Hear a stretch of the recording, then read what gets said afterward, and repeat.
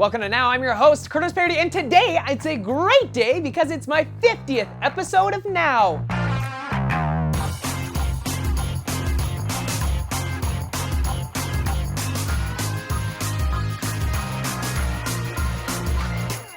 Before we start, I wanted to remind you that many of the shirts that I wear on this channel are available for purchase like this one. Just head over to the CurtisParodyStore.ca and check them out. Maybe purchase 1, 2, or 3 and help support me, Curtis P. We start today's show off with some Apple news. Friday was a huge day for Apple. It was the first day the iPhone 5 was available for pre-order, and the first day sales certainly didn't disappoint. Apple sold a record-breaking 2 million iPhone 5s within the first 24 hours. That beats out their previous record captured by the iPhone 4S last year, which sold over 1 million pre-orders. Assuming the average price of the iPhone 5 is around $550 because the cheapest one comes in around $200 and then the most expensive unsubsidized model is about $9, that means that Apple made a total of around $1.1 billion. Oh, just to add, that happened in the first 24 hours of sales. Yep, that's right, 24 hours and they made over $1 billion. Now, of course, that doesn't take into account shipping costs, production costs, R&D, and whatever else.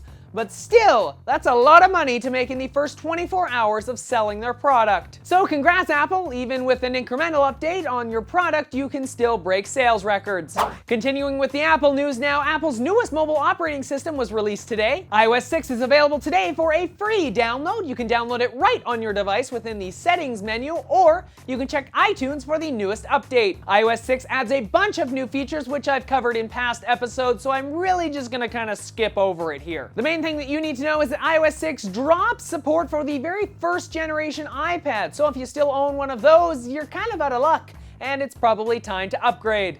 Now, if you upgrade or not, it doesn't really matter because the next cool piece of technology works on any browser. Have you ever actually looked up into the sky and wondered where many of the aircrafts flying around above your head are going? If you load up the website FlightRadar24.com, you can actually track flights over North America, Europe, parts of Asia, and Australia. It's possibly one of the coolest things I've seen in a long time. The map on the website updates every minute or so with all the new flights. You can even click on any flight and find out information like where it originated from and where it's going. You can also find out its altitude, speed, and what type of aircraft it actually is. It's pretty freaking cool. And also, for those of you who are interested, there is an awesome app for your phone that allows you to basically just point your phone at any aircraft traveling overhead, and it will like figure out which aircraft that is, and then it gives you like all of that information right on your phone. So that's super cool. No longer do you have to, wonder like, I wonder where that plane is heading. Just pull out your phone, point it at the aircraft, and be like, bam! I got that. You can also track specific flights on that website if you would like. And one last thing, the website is cool enough to actually interface with Google's 3D maps and allows you to have a virtual window out of the cockpit. It's a really cool website to play around with. I kind of played around with it for a couple of minutes. It's super fun and kind of like, ooh, where's this flight going? Where's that flight going? You can find out all of that cool information.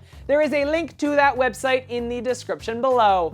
And to end off this episode, we're moving away from the world of like cell phones and aircrafts to the world that is truly medieval. I'm talking about the hit show Game of Thrones. I always marvel at this TV show's special effects. They're basically like movie quality, but well, in a TV show. I've always wondered how they do some of the certain shots in the show. Now, thanks to a special behind the scenes video by the creators of all the cool graphics in Game of Thrones, you can actually see all of these really cool effects take shape. This awesome video shows off the original shots, then layering of like computer animation on top of it, then the final result. I can't include all of the footage in this video, so check out the link in the description below for the full video. You're sure to be amazed. So talking about computer animation in TV and film, I want to know, what movie or TV show do you think has the best CG work as of now? Tell me in the comment section below, or you can let me know on Facebook, Twitter, or Google+.